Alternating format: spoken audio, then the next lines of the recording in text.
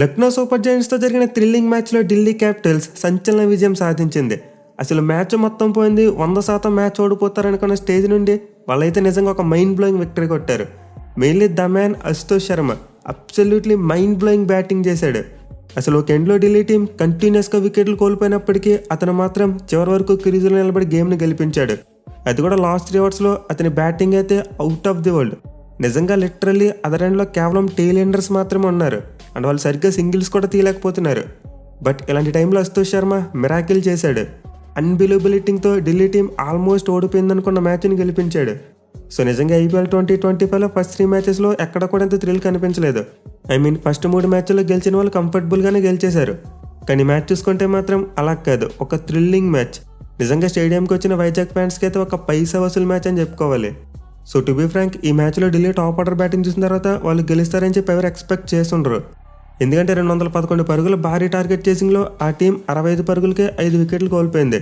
Most importantly ఆ టీంలో ఉన్న పెద్ద పెద్ద బ్యాట్స్మెన్ అంతా తొందరగా అవుట్ అయిపోయారు, అది కూడా చిన్న స్కోర్స్ కొట్టి. సో ఈ పాయింట్ ఆఫ్ టైం నుండి ఢిల్లీ మ్యాచ్ గెలిచే వరకు వెళ్తుందని చెప్పి ఎవరు ఎక్స్పెక్ట్ చేస్తుండ్రు. ఇన్ఫాక్ట్ కొంతమంది ఫ్యాన్స్ టీవీ కట్టేసి పడుకుని ఉంటారు.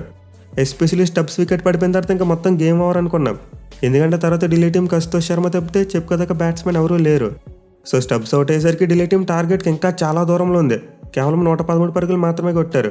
అంటే వాళ్ళు ఇంకా టార్గెట్ రీచ్ అవ్వడానికి 97 పరుగులు చేయాలి. చేతిలో చూసుకుంటే 4 వికెట్లు ఉన్నాయి. At the same time required run rate చూసుకున్న ఆల్మోస్ట్ ఓవర్కి 13 పరుగులు చెప్పిన కొట్టాలి. సో నిజంగా ఈ సిచ్యువేషన్ మరి ఈక్వేషన్ చూసి ఇంకా ఢిల్లీ టీం గెలవదేమో అనుకున్నా. బట్ అప్పుడు వచ్చింది పోయి ఒక ఎక్సలెంట్ పార్ట్నర్షిప్. విప్రాజ్ నిగమ్ మరి అశుతోష్ శర్మ మొత్తం గేమ్ని తిప్పేశారు. అసలు వీళ్ళిద్దరు అన్బిలీవబుల్ బ్యాటింగ్తో 7వ వికెట్కు 22 బాల్స్లోనే 55 రన్స్ పార్ట్నర్షిప్ యాడ్ చేశారు. దీంతో ఢిల్లీ టీం ఒక్కసారిగా గేమ్లోకి వచ్చినట్టు అయింది. బట్ అగైన్ లాస్ట్ 4 అవర్స్లో గేమ్ కంట్రోల్ ఉందనుకున్న టైంలో మళ్ళీ వరుసగా వికెట్లు పడిపోయాయి. దీంతో ఢిల్లీ టీం మళ్ళీ చివరిలో తడబడుతుంది, ఓడిపోతారేమో అనుకున్నాం. బట్ అశుతోష్ శర్మ మాత్రం నమ్మకాన్ని ఎక్కడా కోల్పోలేదు. టెయిల్ ఎండర్స్ని పెట్టి మ్యాచ్ని గెలిపించేశాడు. అది కూడా ముందు చెప్పినట్టు లాస్ట్ 3 అవర్స్లో అతని బ్యాటింగ్ నిజంగా అబ్సల్యూట్లీ ఓవర్ ది మూన్. మళ్ళీ 19వ ఓవర్లో స్ట్రైట్గా ఒక 6 కొట్టాడు, బ్యాట్ ఫుల్ ఫేస్ ఓపెన్ చేసి. అదైతే నిజంగా చాలా అంటే చాలా బ్యూటిఫుల్ షాట్. అలాగే 18వ ఓవర్లో చూసుకున్న రవి బిష్ణోయ్ని కౌంటర్ అటాక్ చేసిన తీరు కూడా నిజంగా absolutely madness. So Ashutosh Sharma అయితే నిజంగా ఒక అసాధ్యాన్ని సుసాధ్యం చేశాడు. అండ్ దీని గురించి మనం ఇంకా మాట్లాడుకుందాం. బట్ దానికంటే ముందు మనం ఇంకా కొన్ని విషయాలు మాట్లాడుకోవాలి. ఎస్పెషల్లీ మ్యాచ్లో 2 జట్ల క్యాప్టెన్స్ అంత మంచిగా క్యాప్టెన్సీ చేయలేదు. సో ఈ మ్యాచ్లో అయితే ఢిల్లీ టీం టాస్ గెలిచి ముందుగా ఫీల్డింగ్ తీసుకున్నారు. కానీ వాళ్ళ టీంలో చూసుకుంటే మాత్రం 2 బిగ్ నేమ్స్ మిస్ అయ్యాయి. ఒకటి KL Rahul, 2 T Natarajan. So Rahul అయితే వైజాగ్ వచ్చాడు, గేమ్ ఆడతాడని చెప్పి అందరం ఎక్స్పెక్ట్ చేశాం. బట్ లాస్ట్ మినిట్లో అతను అయితే ఇంటికి వెళ్ళిపోయాడు. ఇన్ఫ్యాక్ట్ గేమ్ స్టార్ట్ అయ్యే 1 గంట ముందు మాత్రం అప్డేట్ వచ్చింది. సో రాహుల్ భార్య అయితే ఈరోజు బిడ్డకి జన్మనిచ్చేలా ఉందని చెప్పి అతనైతే ఇంటికి వెళ్ళిపోయాడు. ఇన్ఫ్యాక్ట్ ఆల్రెడీ మ్యాచ్ జరుగుతున్న టైంలోనే డెలివరీ అయిపోయింది, కూతురు పుట్టిందంటే కేఎల్ రాహుల్కి. So congratulations both of them. అయితే టీ నటరాజన్ ఎందుకు పక్కన పెట్టారో ఒక కన్ఫర్మేషన్ అయితే లేదు. బట్ మోస్ట్ లైక్లీ అతనికి అయితే ఇంజరీ ఇష్యూస్ ఉన్నాయంట. నెట్స్లో కూడా ఫుల్ ఎఫర్ట్ పెట్టి ప్రాక్టీస్ చేయలేదంట. దీనివల్ల మేబీ నట్టు అన్ఫిట్గా ఉండడం వల్ల ఈ మ్యాచ్లో ఆడుండకపోవచ్చు. సో అతని ప్లేస్లో అయితే ఢిల్లీ టీం ఒక ఎక్స్ట్రా స్పిన్నర్ని తీసుకున్నారు, విప్రాజ్ నిగమ్ ఆడించారు. ఇక లక్నో టీంలో చూసుకుంటే వాళ్ళ బౌలింగ్ యూనిట్ అయితే కంప్లీట్లీ కొత్తగా ఉంది, ఎవరెవరినో తీసుకొచ్చారు. బట్ ఎన్ని వాళ్ళు టాస్ ఓడిపోయినప్పటికీ బ్యాటింగ్లో స్టార్ట్ మాత్రం అదిరిపోయింది. Especially Mitchell Marsh Delhi team తరపున ఆడినప్పుడు ఎప్పుడు కూడా అంత బాగా ఆడలేదు భయ్య. కానీ మ్యాచ్లో చూసుకుంటే మాత్రం ఢిల్లీకి అగెనెస్ట్గా చితక్కొట్టేశాడు. అసలు ఏ రేంజ్లో పవర్ హిట్టింగ్ చేశాడంటే తన తోటి ఆస్ట్రేలియా బౌలర్ని స్టార్క్ను కూడా వదిలిపెట్టలేదు. అతను వేసిన ఒక ఓవర్లో చితక్కొట్టేశాడు పవర్ ప్లేలో. అండ్ దాని తర్వాత చూసుకుంటే కంప్లీట్లీ నికోలస్ పురాన్ మ్యాడ్నెస్. అసలు మైండ్ బ్లోయింగ్ బ్యాటింగ్ చేశాడు. ఏదో ఢిల్లీ స్పిన్నర్స్ మీద పగ పెట్టుకుని కొట్టినట్టు చితక్కొట్టేశాడు. 30 బంతులు 75 పరుగులు చేశాడు. అండ్ మిచెల్ మార్ష్ చూసుకుని 36 బంతులు 72 పరుగులు చేశాడు. సైడెన్ మార్కం 15 పరుగులు చేసి తొందరగా అవుట్ అయిపోయినప్పటికీ ఆ తర్వాత చూసుకుంటే ఒక భారీ పార్ట్నర్షిప్ మిచెల్ మార్ష్ మరియు నికోలస్ పురాన్ ఇద్దరు కంప్లీట్లీ గేమ్ నేవేగా తీసుకెళ్లిపోయారు ఢిల్లీ టీం నుంచే. అసలు నికోలస్ పురాన్ అయితే పర్టికులర్గా స్పిన్నర్స్ని టార్గెట్ చేశాడు. ఈ మ్యాచ్లో అతను పేస్ బౌలర్స్కి అగెనెస్ట్గా స్లోగా ఆడినప్పటికీ స్పిన్నర్స్ బౌలింగ్లో మాత్రం 300+ స్ట్రైక్ రేట్ని మెయింటైన్ చేశాడు. సో మనమైతే చూసాం, విప్రాజ్ వేసిన ఒక ఓవర్లో 3 సిక్స్లు కొట్టాడు. అలాగే స్టబ్స్ వేసిన ఒక ఓవర్లో 4 సిక్స్లు కొట్టాడు. సో 2 ఓవర్స్ ఏవైతేనే లక్నో టీంకి చాలా బూస్ట్ని ఇచ్చాయి. మెయిన్ నికోలస్ పురాన్ మరియు మిచెల్ మార్ష్ ఆడుతున్నంతసేపు లక్నో టీం 250+ కొడతారేమో అనిపించింది. సో కనుక పాయింట్ ఆఫ్ టైంలో లక్నో టీం 133 పరుగులకి 1 వికెట్ మాత్రమే కోల్పోయి స్ట్రాంగ్ పొజిషన్లో ఉన్నారు. అది కూడా స్కోర్ అంతా 12th ఓవర్లోపే కొట్టేశారు. దీంతో ఈజీగా 250 వరకు వెళ్తారేమో అనిపించింది. బట్ ఎప్పుడైతే మిచెల్ మార్ష్ మరియు పురాన్ అవుట్ అయ్యారో వాళ్ళైతే మెల్లగా ప్లాట్ కోల్పోయారు. Especially Puran wicket game changer అని చెప్పుకోవచ్చు. మిచెల్ స్టార్క్ ఒక ఎక్సలెంట్ ఇన్ స్వింగింగ్ బాల్ వేశాడు. సో నిజంగా పాయింట్ ఆఫ్ టైంలో అలాంటి బాల్ ప్రొడ్యూస్ చేయడం అంటే మామూలు విషయం కాదు. అది కూడా క్రీజ్లో సెట్ అయిన నికోలస్ పురాన్ క్లీన్ బౌల్ చేశాడు. సో పవర్ ప్లేలో మిచెల్ స్టార్క్ ఎక్కువ రన్స్కి వెళ్ళినప్పటికీ క్రూషియల్ టైంలో వికెట్ తీశాడు. అండ్ ఈ వికెట్ తర్వాత ఇంకా లక్నో టీం కోలుకోలేకపోయింది. చివరిలో డేవిడ్ మిల్లర్ ఒక 2 సిక్సర్లు కొట్టాడు. బట్ అవి పక్కన పెడితే ఇంకేం లేదు. వాళ్ళ లోయర్ ఆర్డర్ బ్యాట్స్మెన్ అంతా చాలా తడబడ్డారు. So clearly Nicholas Pooran wicket తర్వాత లక్నో టీం మూమెంటం కోల్పోయింది. At the same time Delhi bowlers చూసుకున్నా చాలా మంచి కంబ్యాక్ ఇచ్చారు. ఇన్ఫాక్ట్ వాళ్ళు గేమ్ మొత్తం కొంతవరకు బాగానే బౌలింగ్ చేశారు. ఆ 2 పెద్ద ఓవర్సే ముందు చెప్పుకున్నట్టు విప్రాజ్ నిగమ్ బౌలింగ్లో 4 సిక్స్లు వచ్చాయి ఒక ఓవర్లో.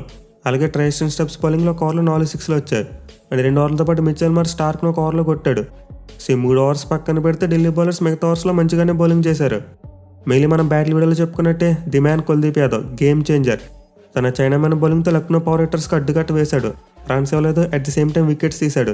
మెయిన్లీ రిషబ్ పంత్ వికెట్ మరోసారి తీసుకున్నాడు, అది కూడా డక్అవుట్. అలాగే తర్వాత ఆయుష్ పదన్ లాంటి మరో ఇంపార్టెంట్ వికెట్ తీసుకున్నాడు. సో ఈ స్కోరింగ్ గేమ్లో కూడా కుల్దీప్ యాదవ్ అద్భుతంగా బౌలింగ్ చేశాడు. 4 ఓవర్స్లో 20 రన్స్ మాత్రమే ఇచ్చి 2 వికెట్స్ తీసుకున్నాడు. అలాగే తనతో పాటు మిచెల్ స్టార్క్ కూడా 2 ఓవర్స్ టైం చాలా బాగా బౌలింగ్ చేశాడు.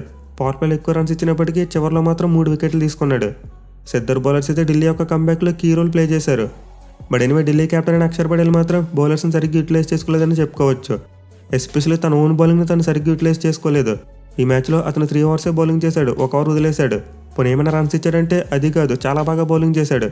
బట్ స్టిల్ తనంతటి తను 1 ఓవర్ను తగ్గించి వేసుకున్నాడు. సో క్లియర్లీ అక్షర్ పటేల్ క్యాప్టెన్సీలో కన్ఫ్యూజన్ కనిపించింది. స్టార్టింగ్లో పవర్ ప్లేలో తను బాగా యూటిలైజ్ చేసుకున్నాడు. ఎదురు రైట్ హ్యాండ్ బ్యాట్స్మెన్ ఉన్నారు కాబట్టి వచ్చి బౌలింగ్ చేశాడు. కానీ మిడిల్ ఓవర్స్లో మాత్రం డిఫెన్సివ్ మోడ్లోకి వెళ్ళిపోయాడు. ఎక్కువగా మ్యాచ్అప్స్ గురించి ఆలోచించాడు కానీ తన ఓన్ బౌలింగ్ మీద తను నమ్మకం పెట్టుకోలేదు. సో టు బి ఫ్రాంక్ ఈ మ్యాచ్లో ఢిల్లీ ఆల్రెడీ 6 బౌలింగ్ ఆప్షన్స్తో వచ్చారు. స్టెప్స్ వాళ్ళకి 7th బౌలింగ్ ఆప్షన్. దీని దశలో స్టెప్స్ చేత 1 ఓవర్ కూడా వేయించవలసిన అవసరం లేదు. ఇన్ఫాక్ట్ ఓవర్ కుల్దీప్ యాదవ్కి ఇస్తాడేమనుకున్నా. బట్ ఆ ఓవర్లో 4 సిక్స్లు సమర్పించుకున్న తర్వాత నెక్స్ట్ ఓవర్ కుల్దీప్కి ఇచ్చాడు. సో అక్షర్ కనుక 13వ ఓవర్ను కుల్దీప్కి ఇచ్చి 14వ ఓవర్ తను వేసుంటే బాగుండేది.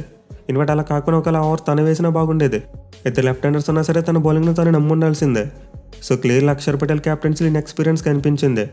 అండ్ ఆల్సో అతనికి బ్యాడ్ లక్ ఏంటంటే ముఖేష్ కుమార్ ఇంజరీ అయ్యాడు. దీనివల్ల అతను కూడా 2 ఓవర్స్ వేయలేకపోయాడు. లేకపోతే ఢిల్లీ టీం ఇంకా కాస్త బెటర్గా బౌలింగ్ చేసి ఉండేది. సో ఢిల్లీ బౌలింగ్ అయితే పర్వాలేదు, స్టార్టింగ్లో రన్స్ ఇచ్చినప్పటికీ ఆ తర్వాత అయితే కంబ్యాక్ చేశారు. కానీ ఫీల్డింగ్ విషయానికి వస్తే మాత్రం ఒక ఇంపార్టెంట్ క్యాచ్ డ్రాప్ చేశారు. మీరు నికోలస్ పురాన్ విషయంలో చూసాం, అతని ఇచ్చిన ఒక ఈజీ క్యాచ్ని డ్రాప్ చేశారు. సో అది కనుక పట్టుకుని ఉంటే ఢిల్లీ టీం ఇంకా బెటర్ రిజల్ట్ వచ్చేది. ఇన్ఫాక్ట్ ఈ మ్యాచ్లో లక్నో టీం 200 కూడా కొట్టుండేది కాదు. సో డెఫినెట్లీ ఢిల్లీ టీం అయితే తమ బౌలింగ్తో పాటు ఫీల్డింగ్ కూడా ఇంకా మెరుగుపరుచుకోవాలి. ఇక చేసింగ్ విషయానికి వస్తే ఫస్ట్ ఓవర్స్లోనే ఢిల్లీ టీంకు షాక్లు తగిలాయి. వాళ్ళు ఏకంగా 3 వికెట్లు కోల్పోయారు. అది కూడా జేక్ ఫ్రాజర్ మెక్కర్, అభిషేక్ పురేల్ మరియు సమీర్ రిజ్వీ ముగ్గురు అవుట్ అయిపోయారు. సో ఒక భారీ టార్గెట్ చేసింగ్ ఎలాంటి స్టార్ట్ రాకూడదో ఢిల్లీ టీంకి అలాంటి స్టార్టే వచ్చింది. 7 పరుగులకు 3 వికెట్లు కోల్పోయారు. అండ్ ఈ టైంలో చూసుకుంటే వాళ్ళు కంబ్యాక్ చేయడం కష్టమేమి అనిపించింది. ఇన్వట తర్వాత అక్షర్ పటేల్ మరియు ఫ్యాఫ్ డూప్లెసిస్ మధ్య ఒక చిన్న పార్ట్నర్షిప్ వచ్చినప్పటికీ అది ఎక్కువసేపు నిలవలేదు. పవర్ ప్లే లాస్ట్ ఓవర్లో అక్షర్ పటేల్ అవుట్ అయిపోయాడు. అండ్ పవర్ ప్లే అవగానే ఫ్యాఫ్ డూప్లెసిస్ అవుట్ అయిపోయాడు. సో ఢిల్లీ టీం అయితే మొదటి 7 ఓవర్స్లో ఆల్మోస్ట్ గేమ్ లూజ్ అయిపోయింది. 65 పరుగులకు 5 వికెట్లు కోల్పోయారు. అండ్ టార్గెట్ చూసుకుంటేనే ఇంకా చాలా పెద్దదని చేసి చేయవలసిందే. సో మనం స్టార్టింగ్లో చెప్పుకున్నట్టు ఈ పాయింట్ ఆఫ్ టైం నుండి ఢిల్లీ టీం కోలుకోవడం కష్టం అనుకున్నాం. కానీ అశుతోష్ శర్మ, స్టెప్స్ మరియు విప్రాజ్ నిగమ్ వీళ్ళు ముగ్గురు కలిసి ఢిల్లీ టీంని రెస్క్యూ చేశారు. మళ్ళీ విప్రాజ్